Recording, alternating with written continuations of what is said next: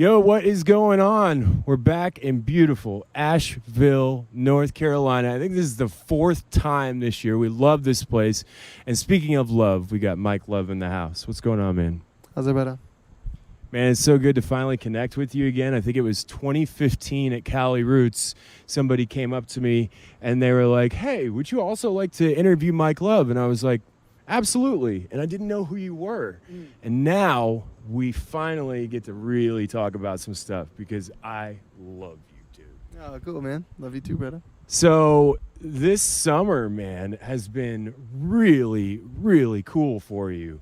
From doing an a European tour with the homies Dub Inc., you know, to a couple weeks ago hanging out with Stephen Marley. Tell us about your summer. Yeah, like you said, I mean, it's been really beautiful. I did do a European tour, not with Dub Inc. Dub Inc. actually came and did a tour with us here in the States.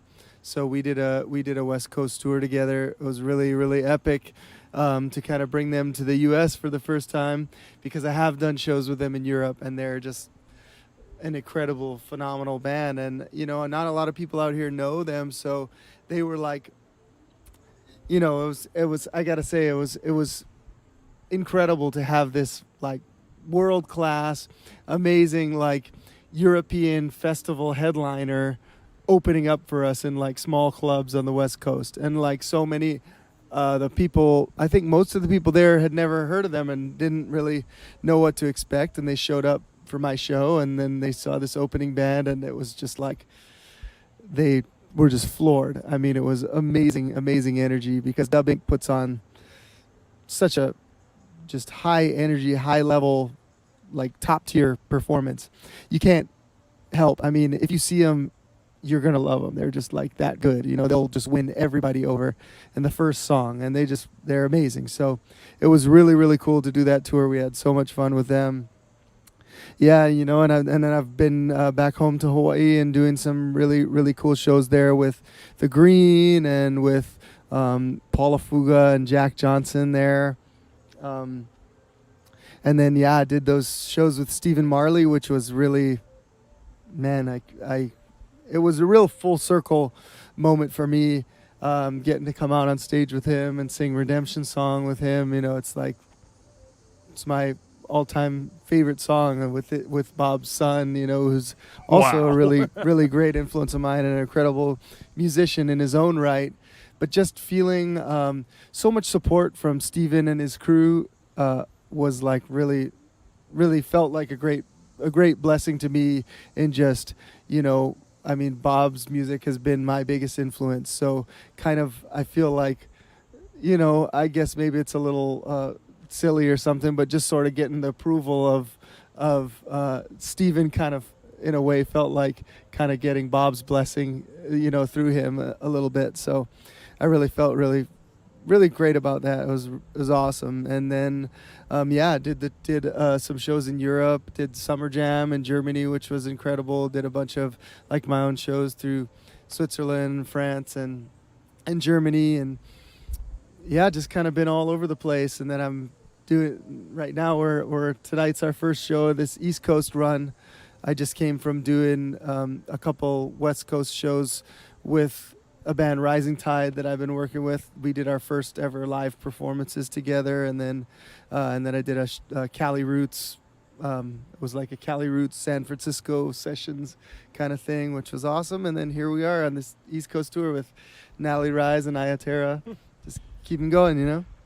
I'd say live music is back for Mike Love. Yeah. I mean, you know, it never left for me. You know, I just kept going, even if it was just me playing live, you know, from my house and doing it that way. It's like I really can't exist without it. It's such a part of my meditation, a part of my healing, a part of my path. I could never stop, you know. It's your passion, and we're going to talk about passion at the end of the interview. Just talking about one more of these shows. I got to touch on this. Cali vibes. I was sitting at my house, and I saw that I couldn't make the festival, but I saw that they had a live stream going, and I turned on your set, and that energy, I could feel that energy. What was that one like for you? Yeah, it was powerful. It was really, really cool festival. So many amazing artists. It just, I from the moment I walked out, I was just like this massive wave of energy. It was incredible. And I had Natalie there with me. She jumped up and sang a song with me. It was just, yeah, it was incredible. And the kind of closing performance with the 5 Marley brothers all on stage doing their tribute to Bob was man, that was one of the most beautiful things I've ever seen. It was just a really, really cool weekend of music, and saw all my friends and family. Awesome. That Marley show, the Marley combo was insane. That They was really the did other it one. really well. Me and Blue were just sitting there watching it like, wow, this is powerful right now. Hey, if you're just tuning in, you are late. It's all good. We got Mike Love in the house. We're in Asheville, North Carolina. We're talking about how live music is back and all these wonderful things happening again. You're talking about Natalie Rise, and I really want to kind of touch on her for a second. You guys are doing all kinds of stuff together. You click. Yeah. Tell me about Natalie and why you guys click so hard. We've kind of known each other through friends for a while, and we've met each other a number of times and just kind of vibed a little bit. But I think we have a very similar intention and message in our music. Natalie is one of the rare people that I know that's just, she's very, very passionate about this great awakening that's happening, and really just lifting people up, lifting them out of this kind of like brainwashing agenda society that we're living in, and really lifting people up and helping them fulfill their true potential, which is totally what I'm about as well. And so we did our first tour together last year, and it was just like, from the moment we got going, it just felt like the perfect match. And it's great when you can tour with somebody, and then you get backstage and you're so pumped to like just talk with them and reason, and you're growing a lot just from your conversations, your interactions, off the stage and musical interactions as well, and so during that time, we started talking about doing some music together, and so we did, and Natalie asked me to be on this song called Believer that we released together. And it's just a beautiful tune, and was really, really excited to sing on it. It's really my favorite song that Natalie's ever written, and I just feel lucky that she asked me to sing on it. So I wrote a little verse, and we did a music video and everything. So I think tonight will be the first time we're gonna try and perform it live, which is kind of exciting. No better place than Asheville, North Carolina. Yeah. So real quick, how can people find you and all this new stuff happening with the Mike Love? Oh yeah, I'm on all the platforms you could imagine, but my website's mikelovemusic.com. Instagram is mikelovemusic. My YouTube channel, all kinds of stuff going on. The Mike Love. So we kind of touched on it in the beginning. There's this one song that every time I hear it, it makes me tear up. It makes me so happy. It makes me hopeful. Let the healing begin. I kind of want to dive into that one with you. I've always wanted to know where did that one come from? Oh, I think music is like, for me, I have friends that really like focus on a primary style or a primary, message or a primary energy. And I write songs about everything, and Let the Healing Begin is just like, it's one of those songs that is kind of, it's a really like, it's kind of a joyous song, you know. And sometimes I write songs that are like angry, and sometimes I write songs that are depressed or about love or about revolution, you know. But Let the Healing Begin is just, yeah, it's I mean, it's as simple as that. And I think it's it just, all these songs, I can't really take credit for them because, you know, they just kind of come through me. I make myself open to it and it comes. And Let the Healing Begin, you know, it has that childlike energy, and a lot of children are really drawn to that song because it really has that very simple, almost like you know, children's song kind of melody. Yeah.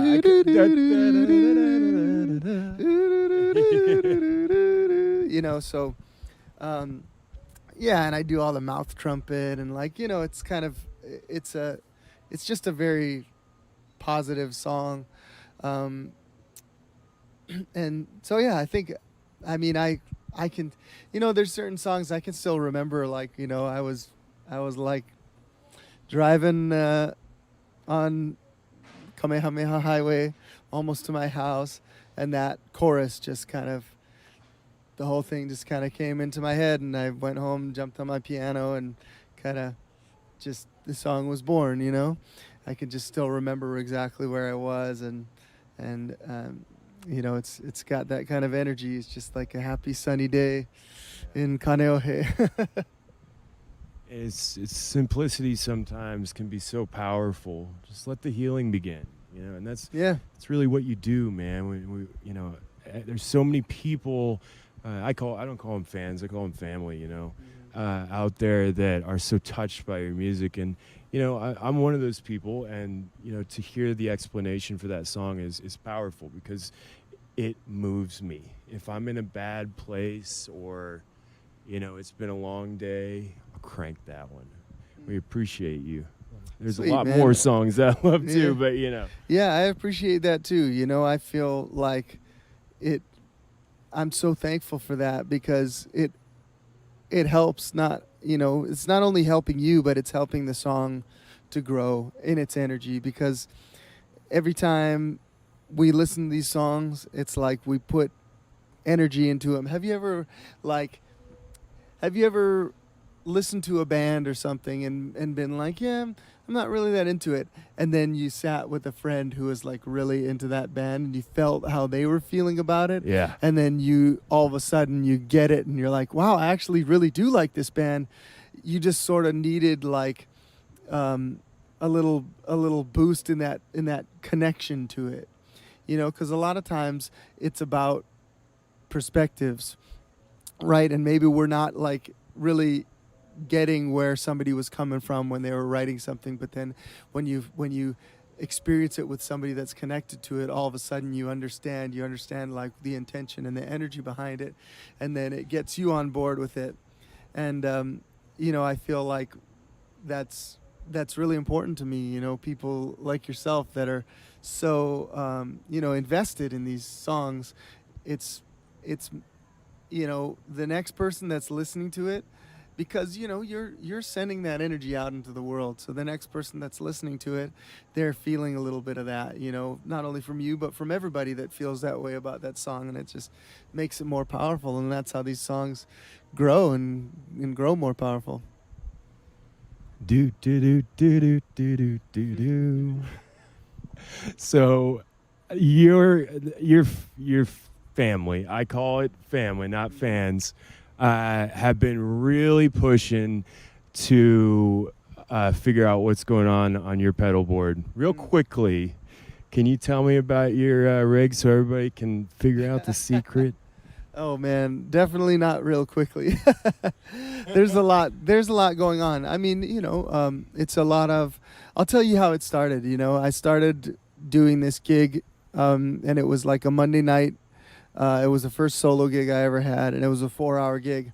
And I started playing, and it was just me and my guitar, my acoustic guitar. And pretty quickly, I realized, like, playing your acoustic guitar and singing songs for 4 hours feels really long, and I wanted to, be able to play some solos. So I got a loop pedal. That was the first thing I did. I could play some chords and do some solos as well, so I could like kind of layer some guitar parts. And then I got a loop pedal that you could plug your mic into, and so then I could loop vocals and guitar. And so I figured I could, do a little beatboxing, started looping that. And then beyond that, I got a octave pedal, which drops your guitar down an octave so it sounds like a bass. So once I had that, I had all these elements: drums, bass, rhythm guitar. You basically have a band. So Full band. Yeah, so I could create these, basically my own live backing tracks that I could create on the spot.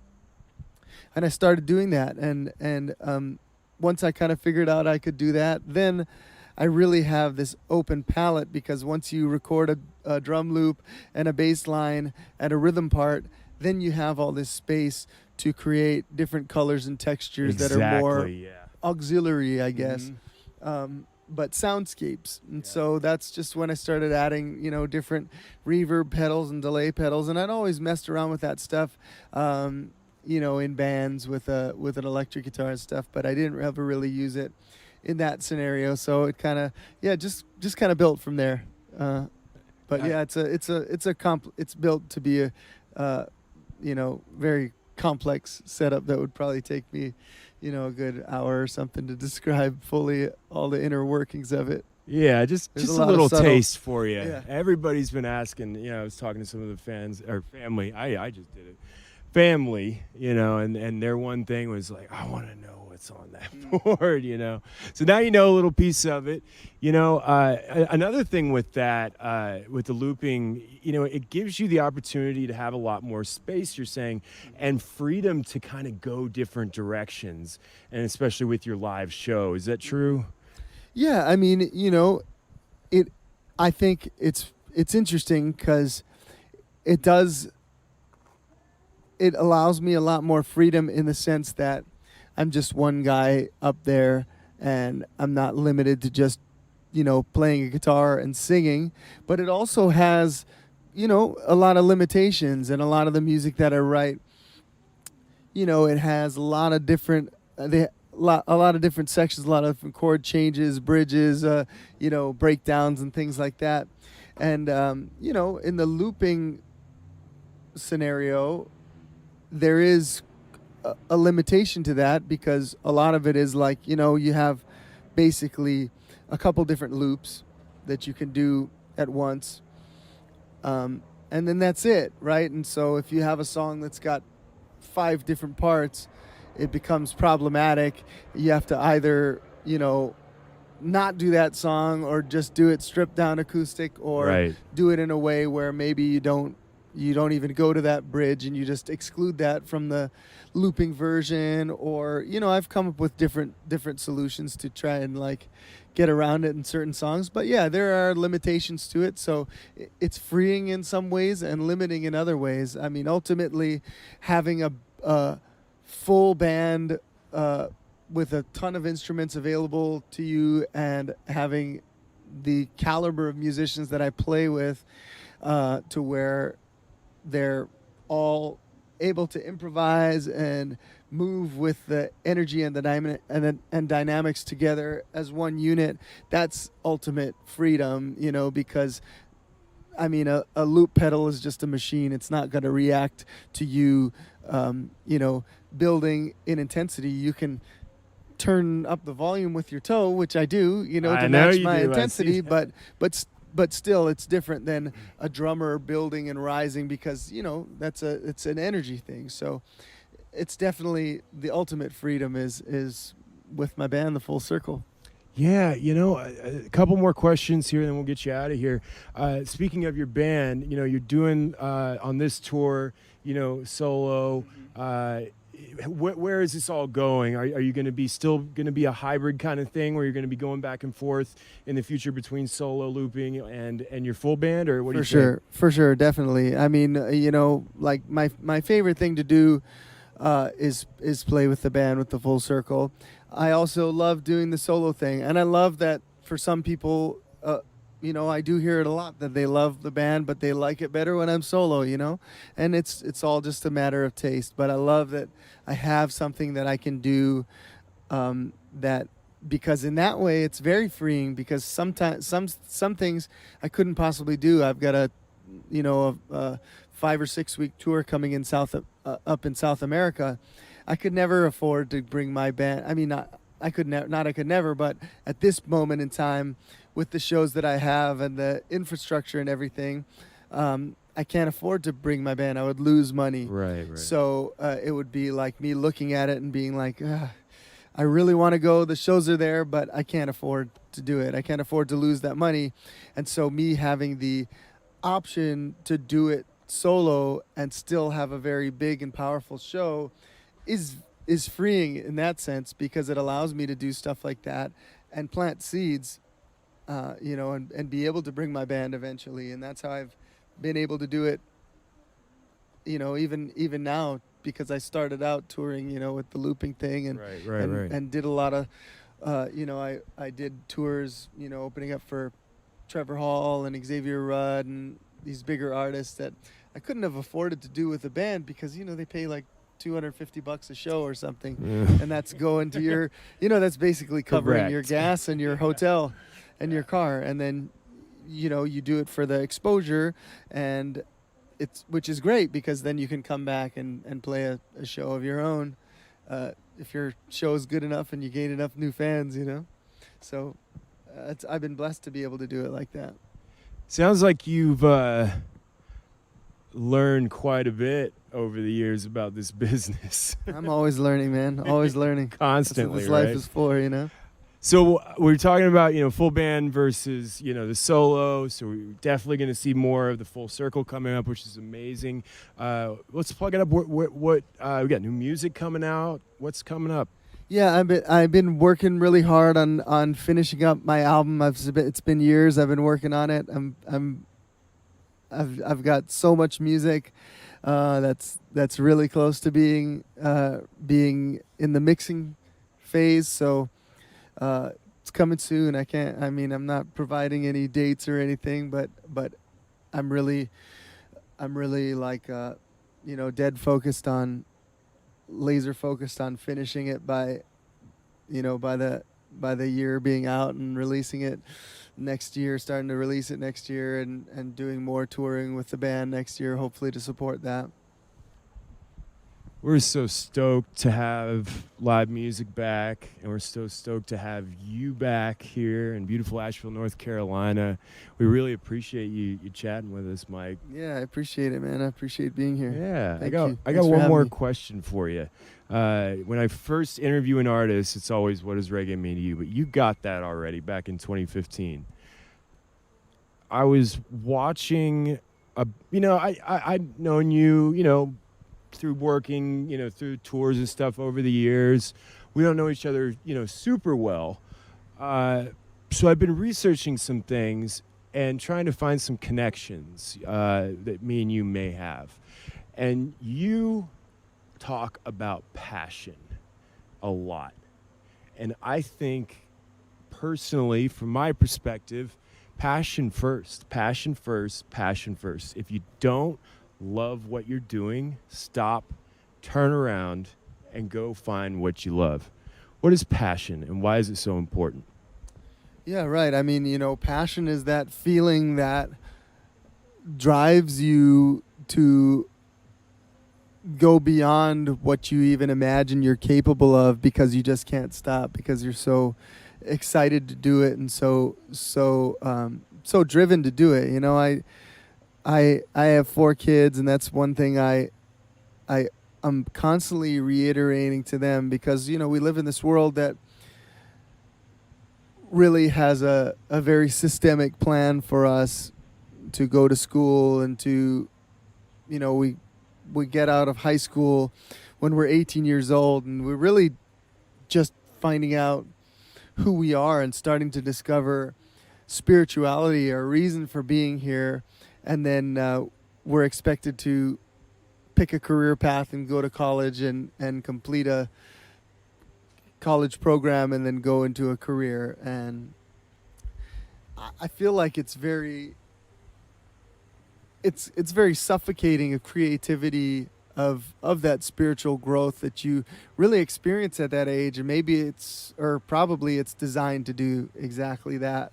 But I kind of have been telling a few of my kids are around that age now. They're 19, 21, and 26, and I have a 11-year-old as well. But they're all kind of, the older kids are kind of figuring out who they are, what they want to do, and I'm just like, I keep telling them, don't necessarily get locked into something like doing a college degree if it's not something you're totally into. And like my son was like, yeah, I'm maybe just gonna major in business, and I'm like,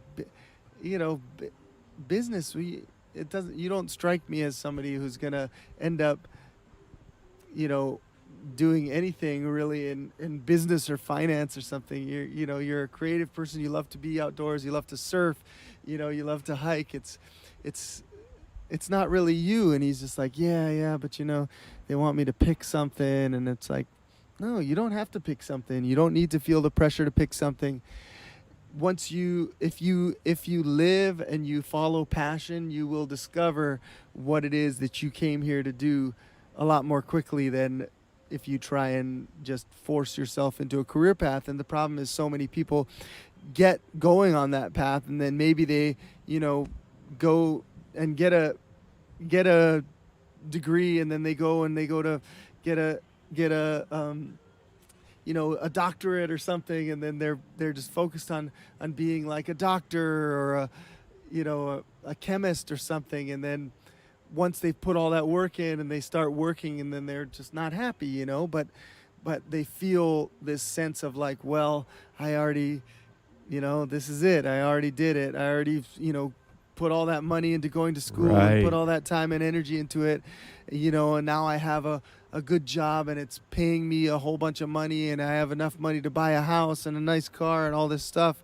And it's like, that's it, because we're taught like that's the dream, is just to have these things and to have that stability. But it's really just crushes people's true dreams. Are you really happy? Yeah, Is right. this what you want to do? Yeah, and it's like, it's so hard at that point, after investing all that time, energy, and money, and being locked into this really, kind of way of thinking, that it's really hard to just be like, yeah, you know what? I don't think I'm going to be a doctor anymore. I'm going to be a musician or be an activist, or it's really hard to shift at that point. So I think it's really important, especially at that age, to really follow passion. And that's how I made it here.